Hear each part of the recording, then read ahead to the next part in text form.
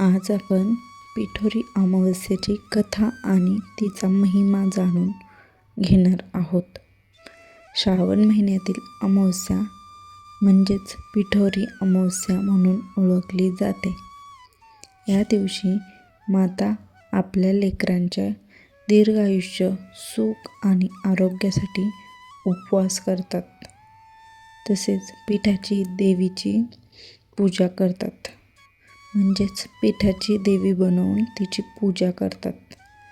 एकदा एका गावात एक गरीब पण भक्तिमान स्त्री राहत होती. तिचे संसार फार कठीण चालले होते. पती आजारी, लेकरं लहान आणि घरात अन्नाचाही तुटवडा होता. पण ती स्त्री स्वामी समर्थांची प्रचंड भक्त होती.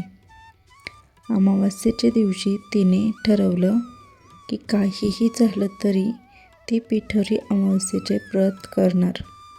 घरी धान्य नव्हतं तरी तिने शेजाऱ्यांकडून थोडं पीठ आणलं आणि देवीची पूजा केली. तिने मनापासून स्वामींचे नामस्मरण केले आणि मुलांच्या हितासाठी प्रार्थना केली. त्या रात्री स्वामी समर्थ तिच्या स्वप्नात आले आणि स्वामी म्हणाले, आई, तू आज मनापासून भक्ती केलीस. तुझ्या घरात आता अन्नधान्याची कधीच कमतरता येणार नाही. आणि सकाळी उठून बघते तर दारात धान्यांनी भरलेली पिशवी ठेवलेली. तिचा संसार सुखी होतो, मुलं निरोगी राहतात आणि तिचे पती हळूहळू बरे होतात. या दिवसापासून गावातले सर्व लोक अमावस्येला स्वामींची आठवण काढून पिठोरी व्रत करू लागते. म्हणूनच आजही पिठोरी अमावस्येला माता पिठाची पूजा करतात आणि लेकरांसाठी दीर्घायुष्य व आरोग्यासाठी प्रार्थना करतात.